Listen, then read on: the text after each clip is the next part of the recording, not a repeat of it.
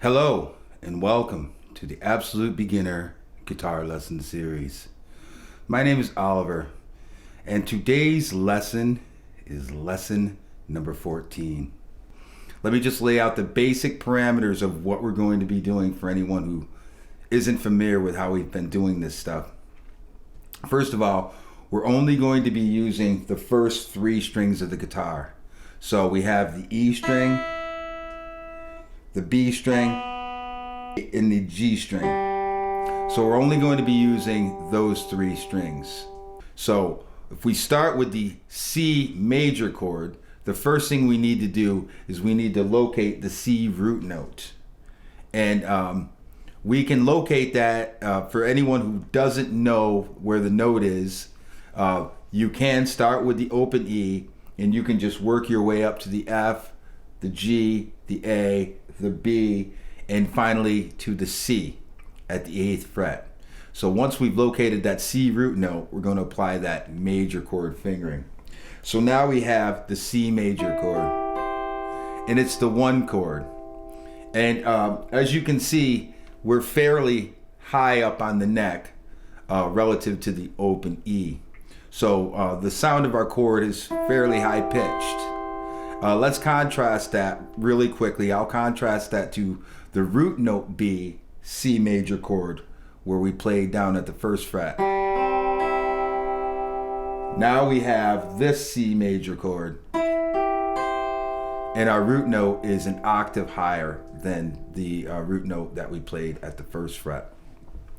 So that's the first thing I want you to note, is we're starting up on a fairly high note. So anyway, let's proceed from here. The 2 chord is the D minor chord. So we're at the C major. First thing we need to do is we need to find that D root note. So we need to move up a whole step from this 8th fret up to the D note at the 10th fret. And this is a minor chord, so now we're going to apply our minor chord fingering.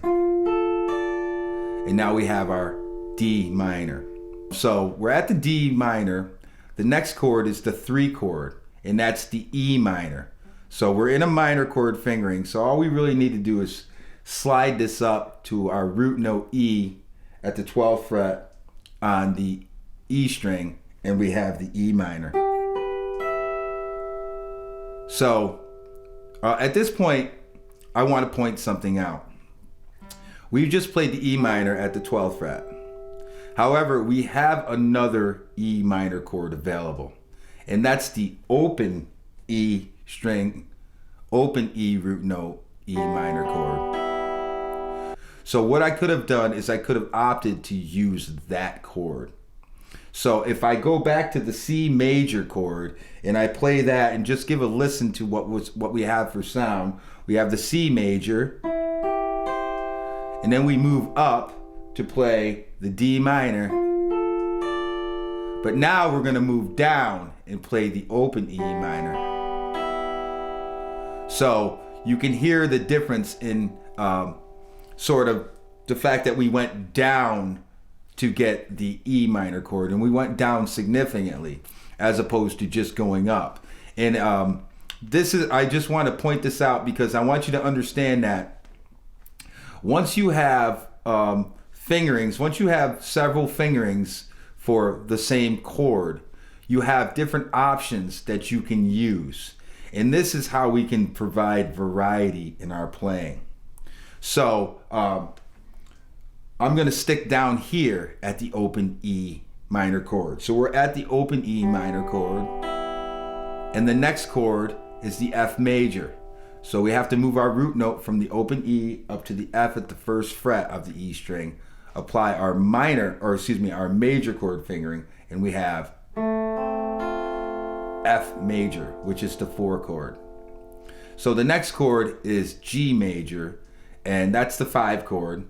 So all we need to do is slide this major chord fingering that we have here, so that our root note is on the root note G is on the E string. So we need to move up from the 1st fret where the F is up to the 3rd fret where the G is, and now we have the G major chord. That's our 5 chord. And finally, we have the A minor chord, the 6th chord. We're at the G root note on the 3rd fret of the E string. So we need to move up to the 5th fret to the A root note and apply our minor chord fingering. What I'd like you to do is, when you practice this, I'd like to have you practice it in a couple of different ways. The easiest way to practice this is to start on the open E minor chord and just work our way through the sequence. Remember, we're going to skip over the B diminished chord. So once we play the A minor, we'll skip the B diminished, and then we'll end up on the C major chord here. And then we can proceed past that to the E minor octave. And then, of course, work our way back from the E here to the E here.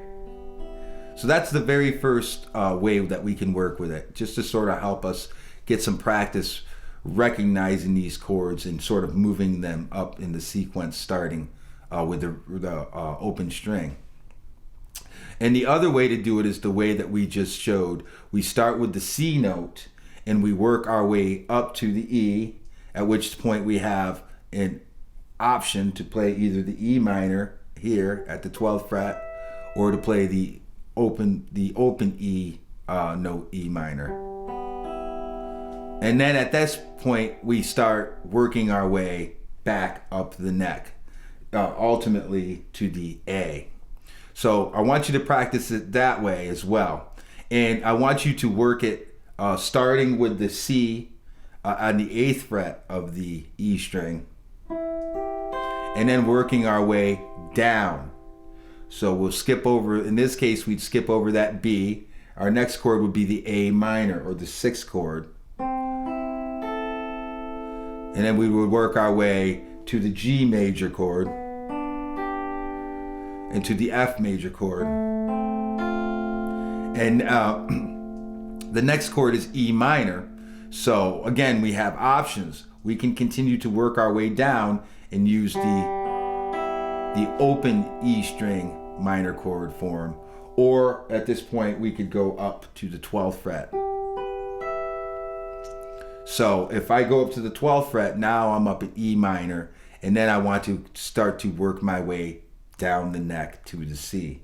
So I go from the E minor down to the D minor, and then ultimately I would finish at the C major. And in the next lesson, I'm going to talk about chord voicing, and I'm going to talk about how we can combine the different fingerings that we have in order to make our playing more interesting, and also to make it easier. So put in your time, put in your work, and I hope to see you there. Peace.